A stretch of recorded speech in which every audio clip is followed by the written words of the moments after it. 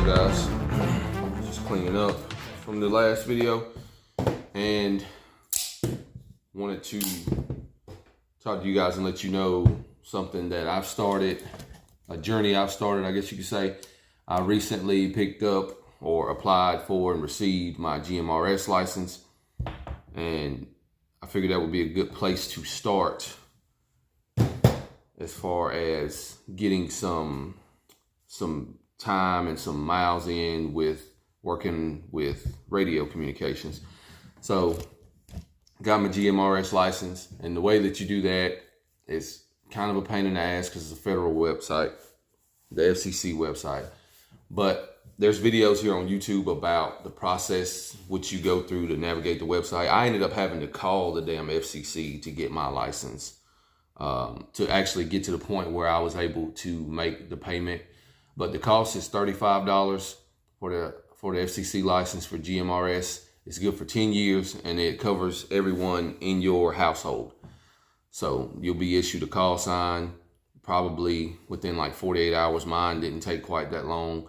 I got it in an email, and I was able to go ahead and begin starting to link up with some of the repeaters and stuff like that in my area.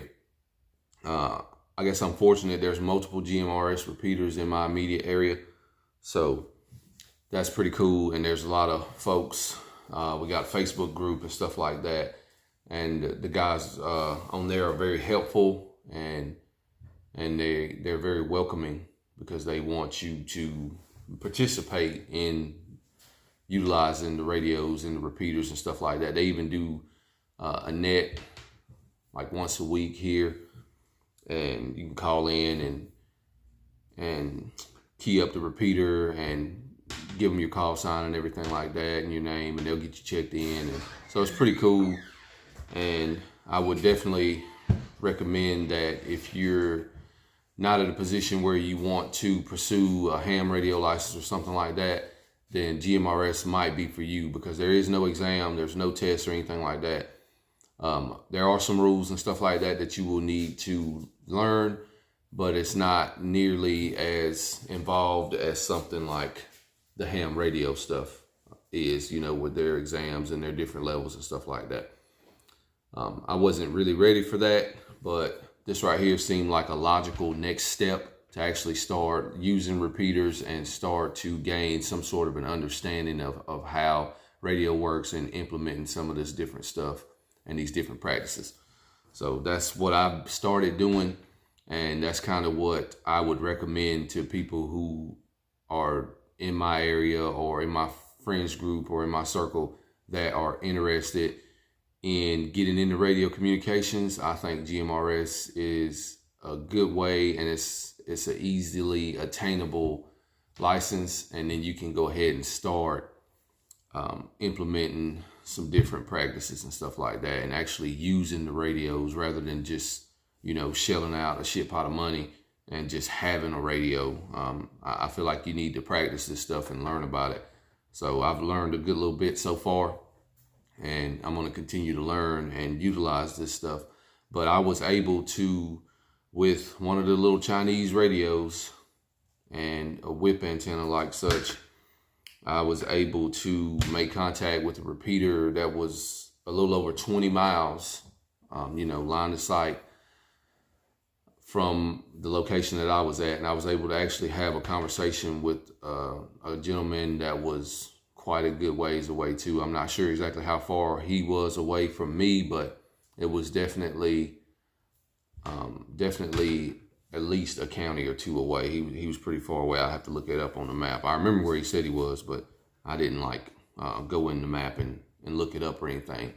But these are really cool, and you can use relatively inexpensive radios. You can start experimenting with different antennas and stuff like that. You can put mobile units on your automobile, and you can really pump out a good bit of power too with some of the units. I think up to 50 watts. So that's substantial. That's something that you can actually have some capability with, as far as if you're interested in talking over a pretty long distance. And with the repeaters and stuff like that, if you're in an area where you have multiple repeaters, then that greatly extends your range and your capability. So I think it's definitely something worth taking a look at and just kind of getting an idea of how many repeaters are in your area for GMRS and stuff like that. And then you can start learning how to actually operate these different radios and stuff like that, and get an understanding. Because for me, it's one thing for me to learn or hear somebody talk about radio and comms and how this stuff works, but it's an easier learning experience for me when I can actually start to exercise that stuff on my own and learn and figure out, oh, that didn't work. Well, why didn't it work? And then go through the process of determining what I'm doing wrong and how I'm screwing up and figure out how to make it right. So that makes sense to me. But I did want to share that with you guys, just an update. And I'm going to try to get more folks in my area, the people that I deal with, to get their GMRS license. Like I said, it's really easy. The worst part about it is dealing with the goofy ass website. And once you get that done, though, you're good for like 10 years. And like I said, it doesn't cost very much at all, and it covers everybody in your household. It just makes sense to me to start there as far as any type of serious, real use communications. And you can still change your antennas and stuff like that. And they have GMRS specific antennas for the Baofeng lines of radios and stuff. You can do mobile setup in a vehicle, like I mentioned, with the roof mounted antenna. And you'd probably be surprised with just how far you can talk when you can start hitting these repeaters and stuff like that. I mean, even with an 8-watt handheld, I was able to get, like I said, over 20 miles. And this isn't even an optimized GMRS antenna. It's a VHF UHF, but it's not optimized for the 462 megahertz bandwidth. So with one of those, or maybe a roof mounted antenna on an automobile or something like that, probably really get to see the limitations of some of these relatively inexpensive radios. I know a lot of people talk shit about them and stuff like that, but I think they're great tools when you're just starting out. I don't see really any reason to shell out several $100s on a radio when you don't even know what the hell you're doing with it. I think you should start with one of the inexpensive radios and wet your feet and get acclimated and start learning some stuff about the radio and how to actually implement it.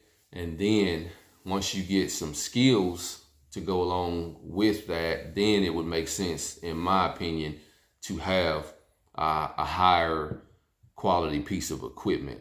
But because, I mean, you could have the baddest radio in the world. I mean, you could spend thousands on one if you want, but if you don't know what the hell you're doing with it, then it ain't gonna do you a whole lot of good. And that's all I got. See y'all later.